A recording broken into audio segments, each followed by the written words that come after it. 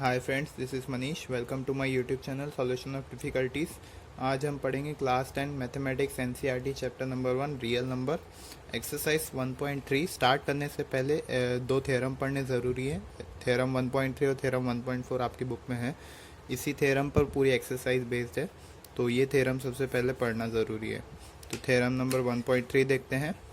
Late p be a prime number if p divides a square then p divides a where a is a positive integer। मतलब अगर p एक prime number है तो अगर p जो है a square को डिवाइड करता है तो जो है p है वो a को डिवाइड करेगा।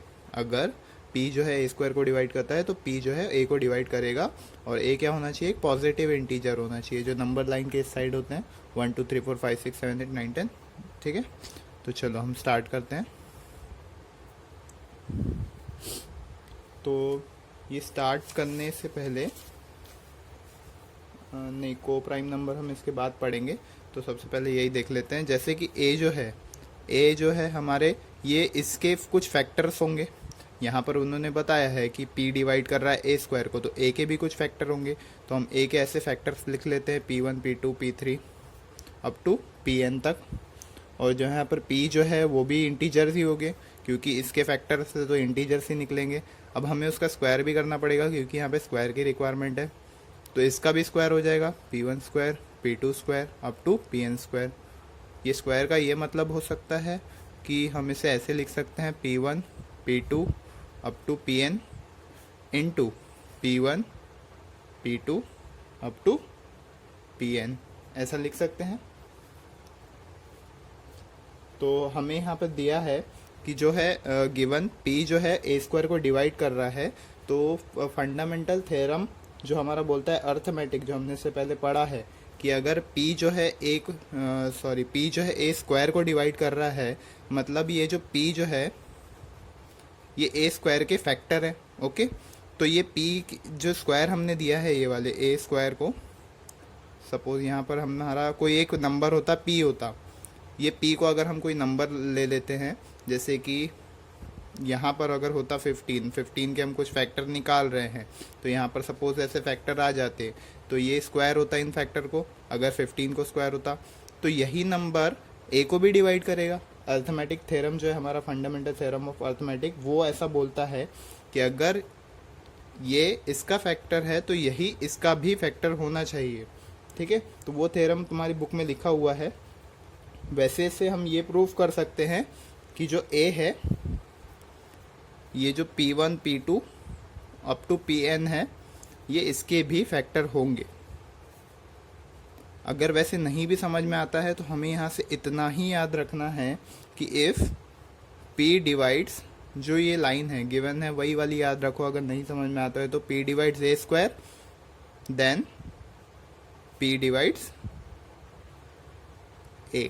ओके, अगर p जो है a स्क्वायर को डिवाइड कर रहा है तो p a को भी डिवाइड करेगा।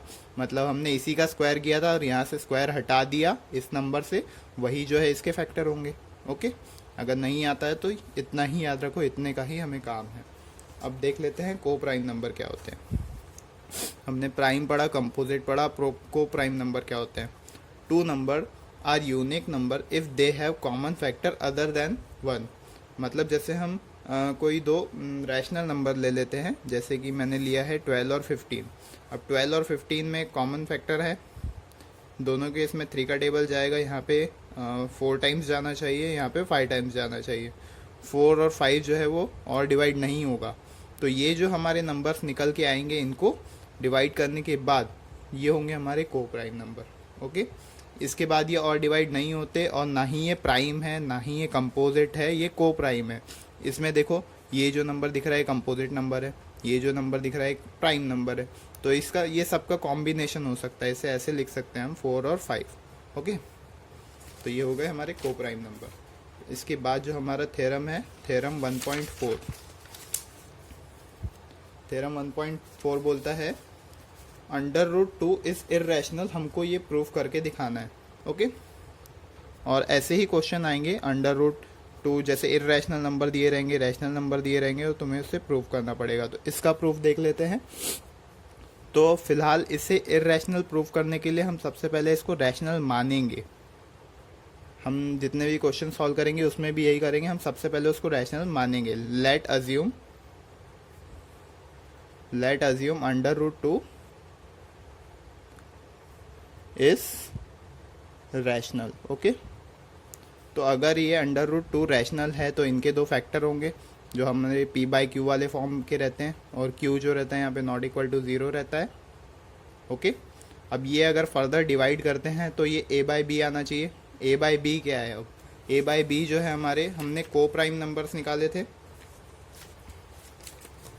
देखो हमने, हमारा p और q क्या था? ये 12 और 15 था। जब हमने इसको डिवाइड किया तो हमारा 4 और 5 आया था। वो ये a और b है। ओके, तो a और b ऐसे निकलेंगे। तो under root 2 equals to a by b. अब ये जो b है यहाँ डिवाइड में, मल्टीप्लिकेशन में जा सकता है। b हो जाएगा यहाँ पे under root 2 equals to a। Okay, इसको ऐसे लिख सकते हैं। अभी हम करेंगे स्क्वायरिंग बोथ द साइड्स।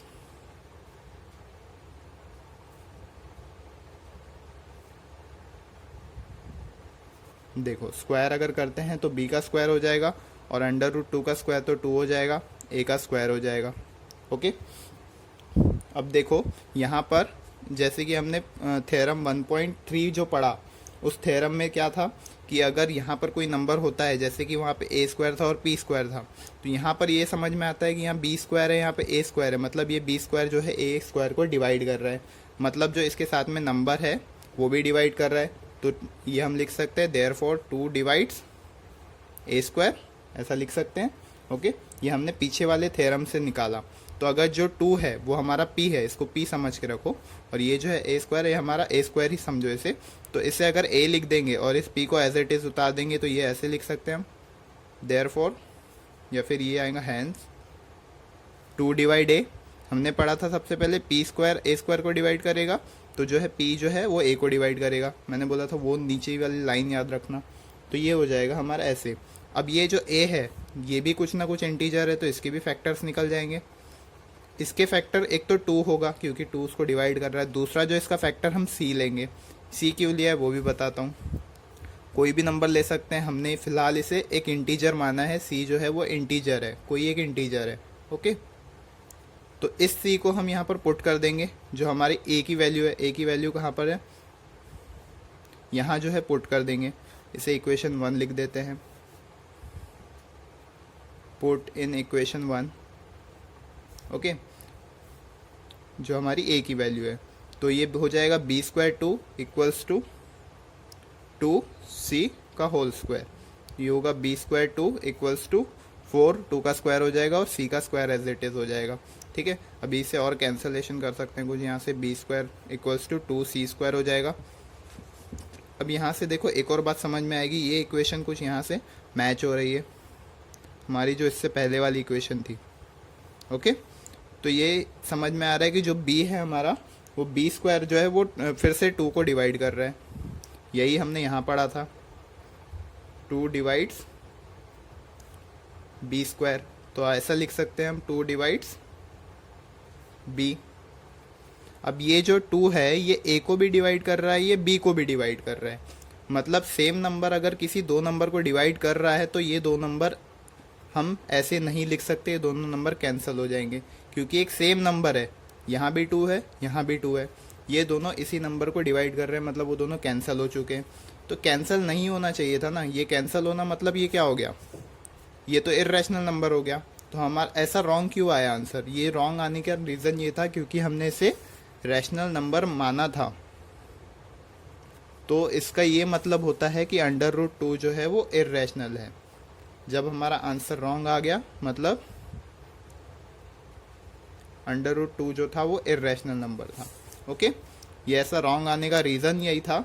अगर ये a बाई बी के फॉर्म में आ जाता मतलब ये रैशनल होता, बट नहीं आया है मतलब ये हमारा इर्रेशनल है। ओके, आज की वीडियो में बस इतना ही। नेक्स्ट वीडियो से हम स्टार्ट करेंगे एक्सरसाइज 1.3। Thank you.